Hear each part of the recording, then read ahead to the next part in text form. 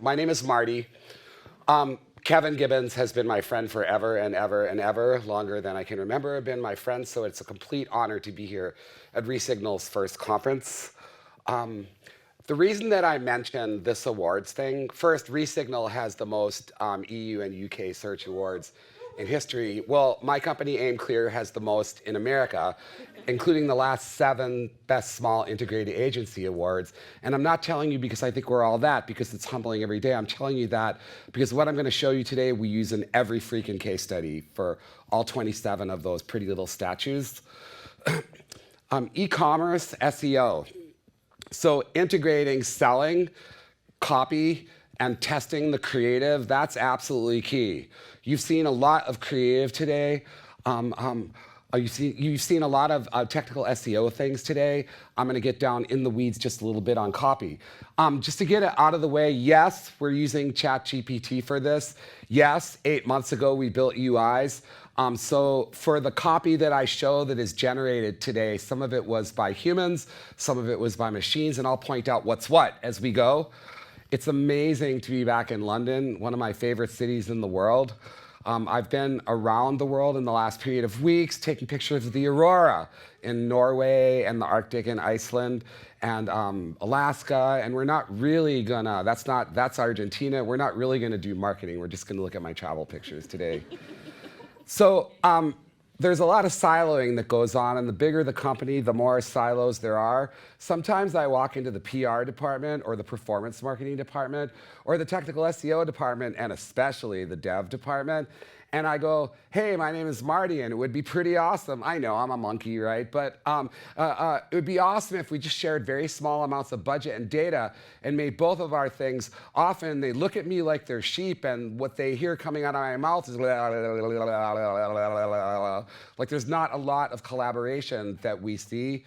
And in reality, we're all one big happy fucking team. Remember that. Okay, that was my F-enheimer for the day. That was my F. In reality, SEO, organic, discovery, ranking, etc., works really well with paid, even if you spend teensy-weensy amounts of money. Because, dear marketers, Google doesn't give you shit for data unless you write them a check.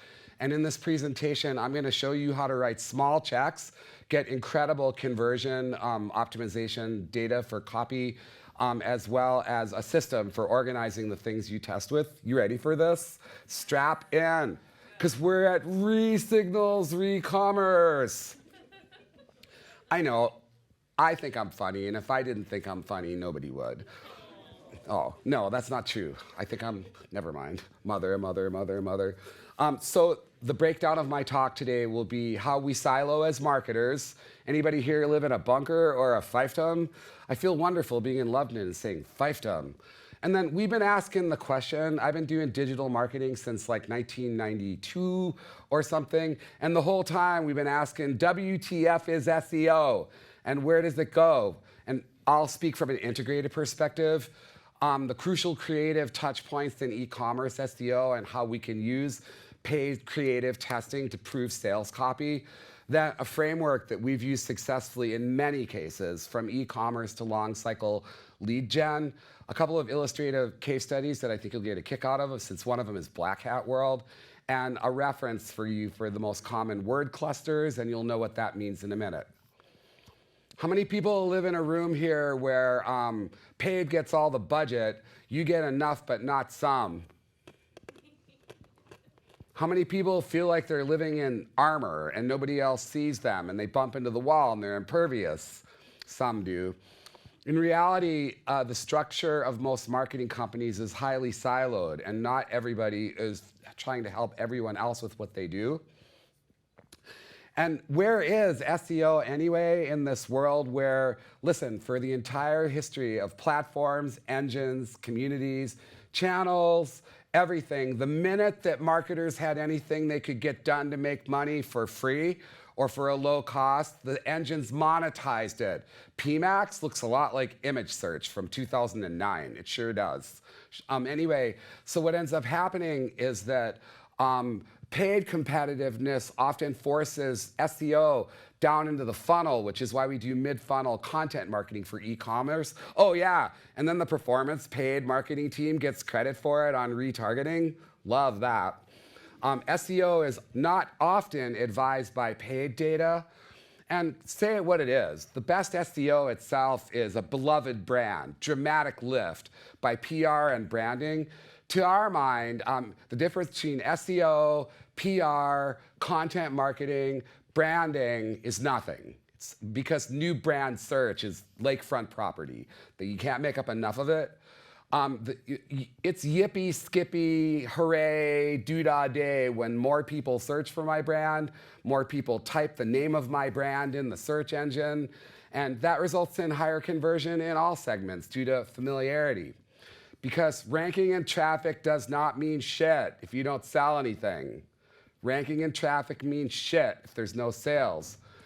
As a result, copy conversion optimization and great tested, powerful creative is absolutely key to SEO results.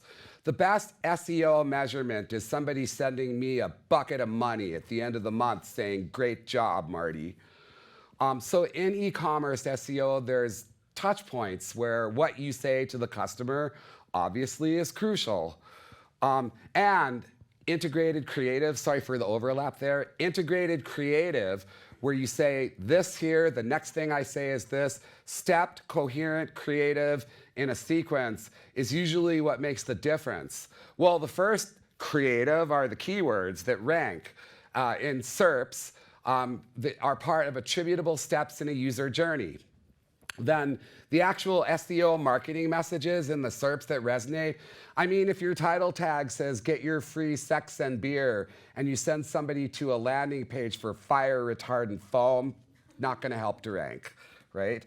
Then an integrated, coherent sequence of messages on the landing experience, product detail, the detail page, middle of funnel content, any SEO elements, top, middle, bottom, paid. You've got to know what you're going to say to who. That's usually what matters the most in case studies that we see.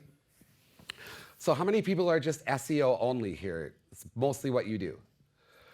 Okay, so if you get a tiny bit of the paid budget, you can elevate your SEO copy performance and sell a lot more everywhere in the customer journey. Here's how that works. This is a Google Ads account for an ad group that has keywords like, excuse me, sorry about that. Let's see, what's a very transaction? Bulk pecans. I mean, people aren't searching Google to find out what the fuck bulk pecans are. They want to buy some, usually. That's what our data says. And Google makes up all these healthy things, organic raw nuts, whatever, who cares? So in responsive search ads, you get to put in all these headlines, and then you get to put in all these descriptions. We believe in family and community and sharing delicious food with friends and family. So where ChatGPT is really valuable, because if you enter in your 10 theories and ask it to tell you 8 more, it'll tell you push and pain points that you might discover otherwise, but it's very valuable. Like when people talk about ChatGPT as a research tool, this is one place they're talking about it. Drop these in, ask for 8 more, and it'll save you research time. And there's a couple of really stupid, ugly images that, sorry, it's not my file. And then look into responsive ads. I know, I'm the monkey at the sheep conference, like the paid integrated marketer at the SEO conference, but it'll preview different messages in different formats, and it'll even preview long form messages from the copy that you put in, but then go spend a small amount of money on it and let Google or Facebook or LinkedIn or YouTube or Twitter a little, all the channels that are major these days. You don't make up ads, you drop in snippets of copy and it rotates for your targeting. In this case, we're in Google and it's transactional e-commerce keywords, and then look, it tells you who the winners are. And you know it won by how many impressions it got. Excuse me. I think I've traveled 19,000 miles in the last 5 weeks. Are you having fun? Am I confusing you? Do I look like a monkey? No.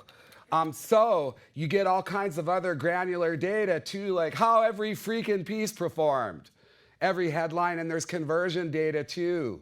So you walk over to your paid department and you go, hey, you've got $80,000 a month or $200 million a year. And I'm the SEO and I have a team of 3 and you're getting all credit for retargeting my shit anyway. Please may I do some message testing. Please may I see the snippets that you drop into responsive ads. Peanut butter and chocolate, very big. So the next, I'm sorry again for the overlap. It's all supposed to be in the white. Lily, I feel your pain. I feel your pain. But it's okay. It's okay. We're all amongst friends here. So it's funny because we did this a long time before ChatGPT was important, and we built out a system that was kind of smart for how we put these things together. I'm looking at my watch because I'm at 11 minutes and 8 seconds, and I have 20. This is a framework with a variable structure for vertical e-commerce SEO, and you'll know what that means in a minute. You could use it to make SEO copy, content headlines, H1 tags. It's a content strategy on a stick. You can make it to use for paid, Google, Facebook, LinkedIn, Bing, etc. You can make pre-constructed complete ads for non-dynamic channels like banner ads. You can use it for email subject and headings. You can make positioning statements. I can't say the names, but we've done that for some very famous companies that really change things. Social copy, video captions, print. It gets everybody singing out of the same hymnal, if you know what I mean. So what makes for amazing short form copy? Familiar phrases, enough words that you use all the time that users can remember it. It's got to be flexible because we have 8,741 SKUs or sell a lot of different things. And also, it's got to have a lot of different concepts in it, a lot of concepts. We want to control the semantic tone and the voice so that we represent the brand. And we have to complete the thought, fitting the most important concepts to take people to the next step. So this framework, I'm going to tell you, uses foundation words that we lock in every iteration of copy, and it never changes. Variables that handle important concepts and diverse product sets. The approved words lock in the tone and the voice. And then there's variables nested from word clusters to add depth. It's really actually copy creation for total brand voice control freaks. So you don't have to read any of this stuff here, but introducing word clusters. Just look. This is from Black Hat World. Anybody know what Black Hat World is? This was an e-commerce thing. I have permission to use this from my good friend Damien. This was an e-commerce assignment to get more people to sign up for V2 of the forum. So almost always when we're building out this creative copy system, and remember, this is to make what we drop in for testing and to standardize and make that great copy. So first we go, who are we marketing to? SEO considerations, of course. Proxy owners or social media black hats or Black Hat World existing partners or graphic designers or so the who are we marketing to? Ironically, this system gets you back to Ogilvy of what important thing goes in the upper left. I'll say more about that in a bit. We like to say things that could go before or after them to describe hackers, geniuses, affiliate marketer geniuses, prefixes and suffixes that clarify the audiences. You could do this. It's like freeze-dried, add water, and it works. What our approved brand terms are, this can be small or large. In this case, BWH, that's interesting because you might not be able to sell a mainstream person something about Black Hat until they're deeper into it. But if they're already customers, they already know. So then what users do with what you're marketing, they exploit gaps, they hack profits, they break the internet. That one worked really well. They break the internet. And then when it has a bracket in it, that means that it's a variable. You'll see how that comes together in a moment here. So exploit internet holes could be bypass, elude, skirt, avoid, skip. In e-commerce, you'll look for SEO keywords for that. then great things to say about your products and the people that use them. The affiliate marketers are cunning or resourceful or skilled or slick or smart. Then you can put a name on the competitors. GDPR. Be careful about what you do here because there's some insane rules. In America, you could just say your competitor sucks, give a half-ass reason, and it works. You guys are a little nicer people than that. And then in America, we could just say bad shit. They're stupid. They're cockamamie. Or the products are dumb. Here you have to be more careful. You just can't go putting a banana peel on some dog's head. You can't.